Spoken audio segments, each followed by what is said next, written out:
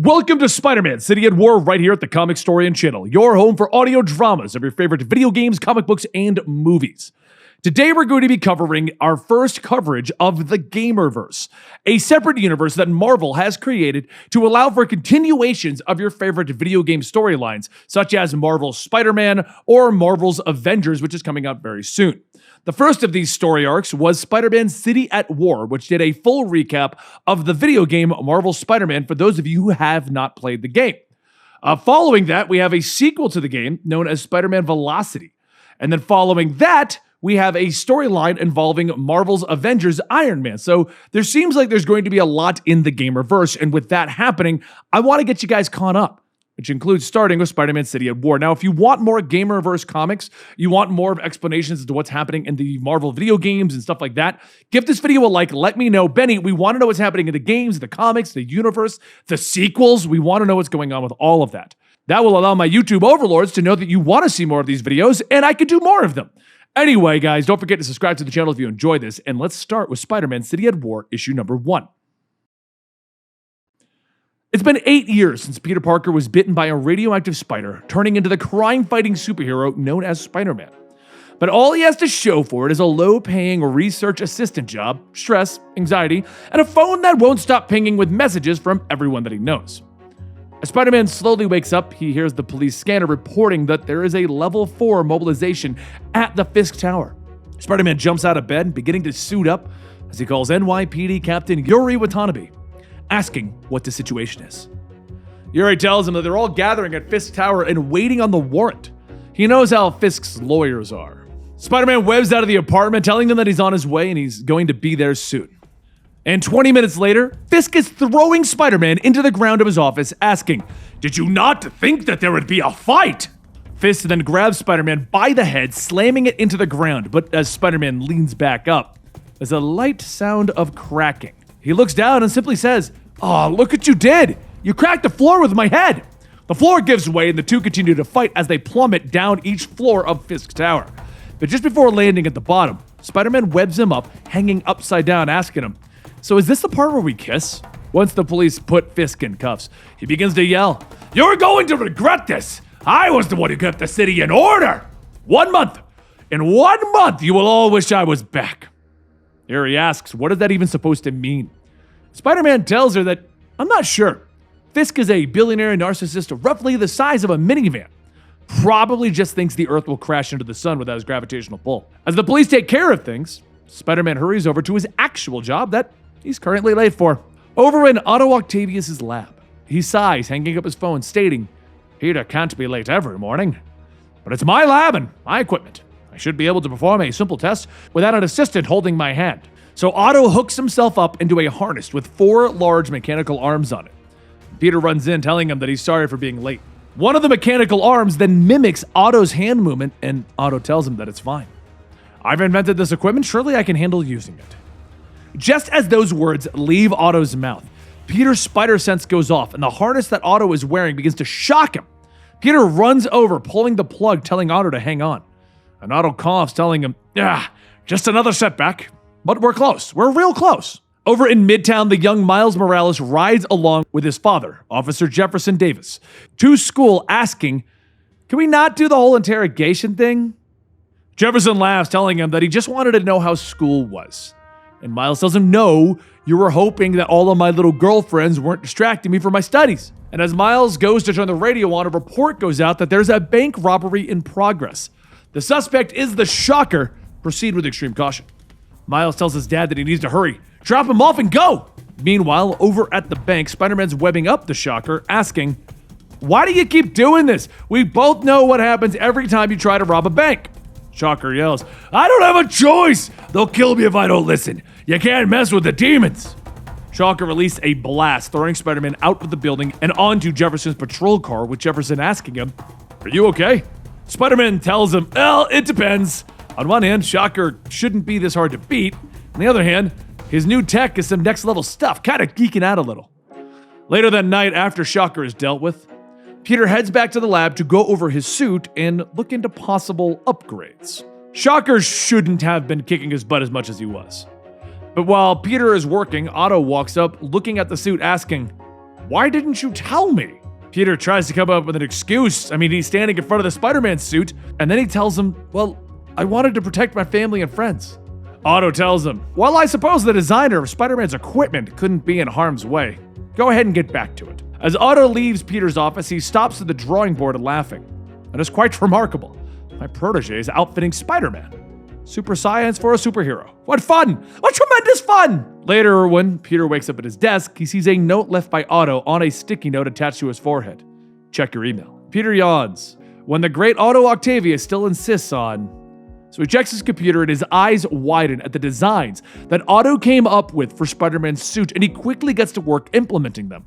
A short while later, over at Roseman's auction house, MJ sends a text to Peter stating that she's onto something here. She did some digging into the Fisk story, and it led her to a hidden folder in one of Fisk's statues. It's about something called Devil's Breath, and Mayor Osborn's involved. Just as MJ sends her last text, a group of demons storm the place, stating that their boss said that the statue should be here somewhere. But just before they go find MJ, Spider-Man appears over one of the guards asking, hey, what's up? The other guard points his gun and begins to fire at him, with MJ grabbing a small stone sculpture and bashing it into the demon's head. Spider-Man says, just so you know, I do read those texts. Sometimes I just don't know how to respond to them. He starts to clear out the remaining demons, but as she is watching in awe, a demon grabs her from behind, throwing her to the ground. Spider-Man swings down, knocking the demon away, but another quickly grabs the file that MJ uncovered and escapes. As Spider-Man is helping MJ up, he sighs, stating, this is why she should have let me do this all stealthy. But elsewhere, the demons who escaped bring the file on Devil's Breath to their boss, Mr. Negative. Mr. Negative looks over the file, telling them, well, this is good. You've done well. Now, if you'll excuse me. Moments later, at the Feast homeless shelter, Peter is sitting with Aunt May as she says that she's just worried about him. He seems so lonely since he and Mary Jane separated. Peter tries to tell her that he's fine. Besides, they're here to celebrate her. Can we just talk about you? That's when Mr. Lee places his hand on Peter's, stating that he's pretty sure that Peter can manage his own love life. But thanks for coming, Peter. Without your aunt's hard work, this place would have fallen apart years ago. May tells Lee to stop. The Feast Support Center was his idea. She just works here.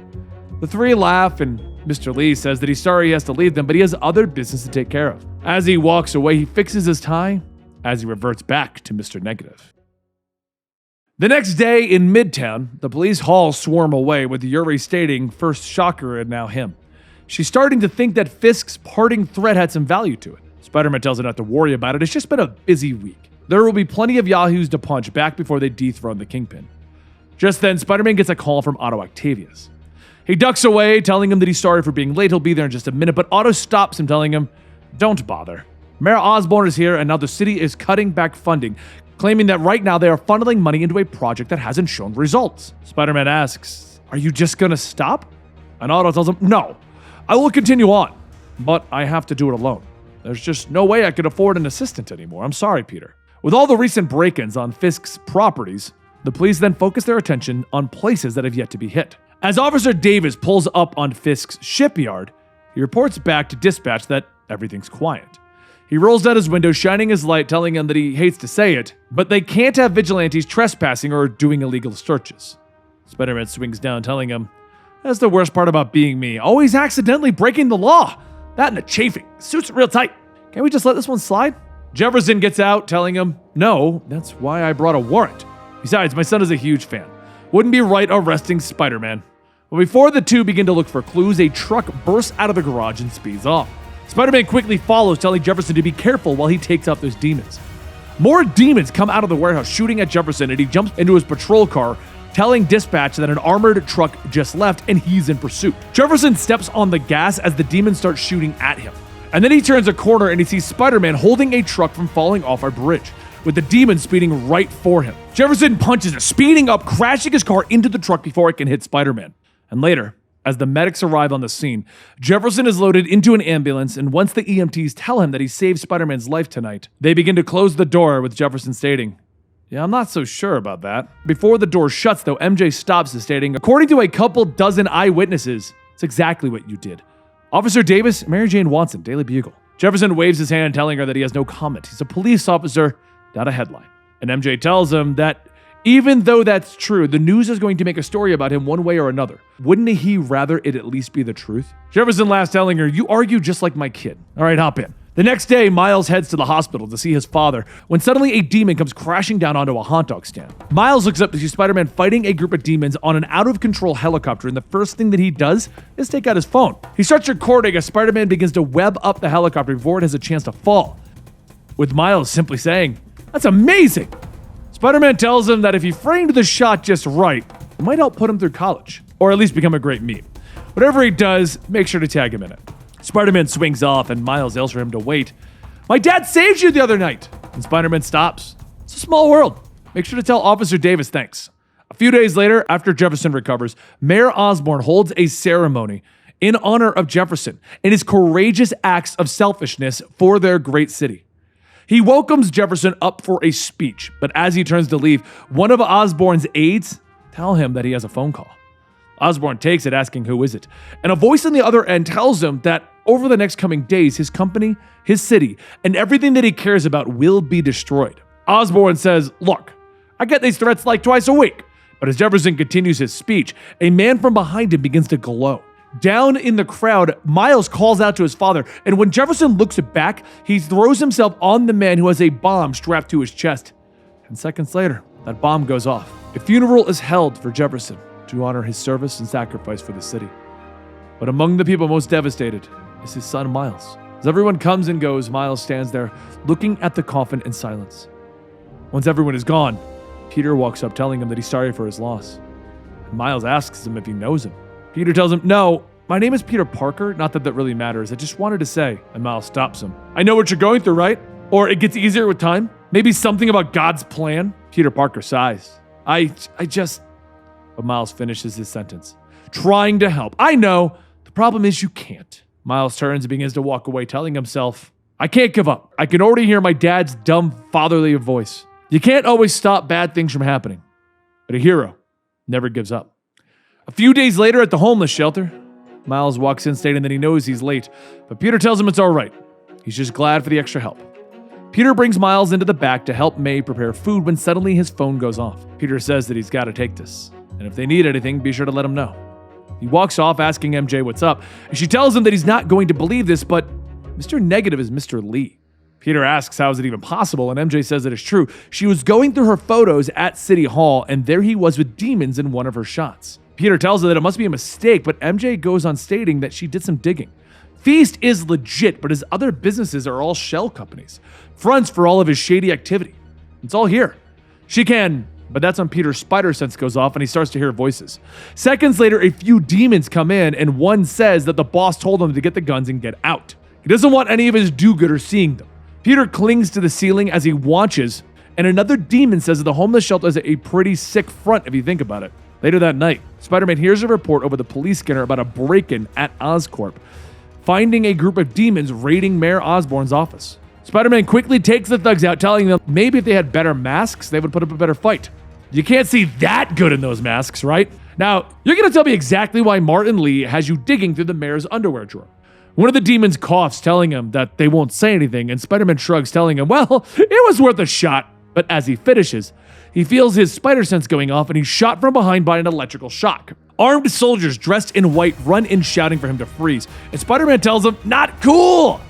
And later, after the demons escape, Mayor Osborn arrives, with Spider-Man telling him, this wasn't a random break-in, and we both know it. Norman tells him, I know very little about it, as it would seem the thieves have gotten away, despite my best efforts, of course. Spider-Man points at the security guards, telling him, yeah, your crack team there attacked me instead of the bad guys. Just then, a woman walks in pointing her guns, stating that she saw a mask breaking and entering. What did you expect them to do? As she finishes, a small device is thrown, shackling Spider-Man to the ground, and Norman introduces Silver Sable, head of Sable International.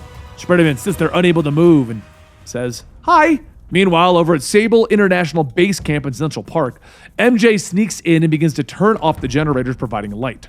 With the soldiers running to see what happens, MJ quickly goes into a tent where a man talks to himself, stating that Osborn's crazy for bringing him here. He should have destroyed Devil's Breath back at the lab. MJ stands up, telling him that she's sorry. She couldn't help but overhear. Is he the scientist working on Devil's Breath? The man jumps up, pointing a gun at MJ, asking if Mr. Lee sent her. And MJ tells him no, she's not with demons or Sable.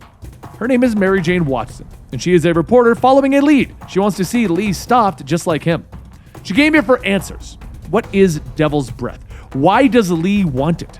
The man lowers his gun, telling her that Devil's Breath is his nightmare.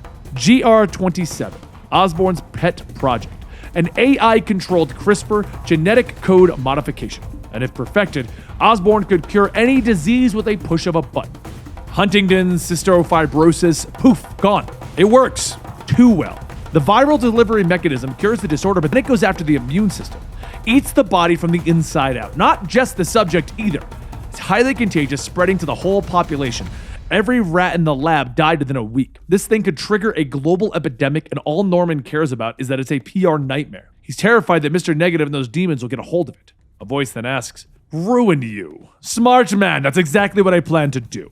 Lee walks in, converting to Mr. Negative, and holds out his fist, telling him, "But first." Later, at Grand Central Station, Lee and his demons gather up the hostages, including MJ, and they put them all together. Lee calls Norman, telling him that he'd like him to come to the Grand Central Station in 30 minutes alone, or he will have more blood at his hands. Lee looks at the Devil's Breath bomb, and then turns back, telling everyone, "This is your lucky day. Ladies and gentlemen, you're about to meet the mayor." And that is that for City at War Part 1. Now, you will notice this story moves extremely quickly. That's because they're trying to cram a basically 20-hour-ish game if you go very fast through it. I think it takes longer. Don't know off the top of my head, but they're trying to cram like a 20-hour storyline into 6 issues. Now, you may be wondering, why would they do this? Why not stretch it out, make it a much longer storyline? The reason is simple. This exists to tell people who didn't play the game what happened in the game, because after this, they do normal comic book storytelling for some incredible Spider-Man storylines, telling you follow-up stories to this. So they need to just get through this plot line in a hurry. Therefore, we're doing issues 1 through 3, and then 4 through 6, and then we could do all the sequels and all the good stuff. So I hope you guys enjoyed this, even though it was moving kind of quickly. The overall plot is really good. It, like I said, just moves very fast in the comic book format.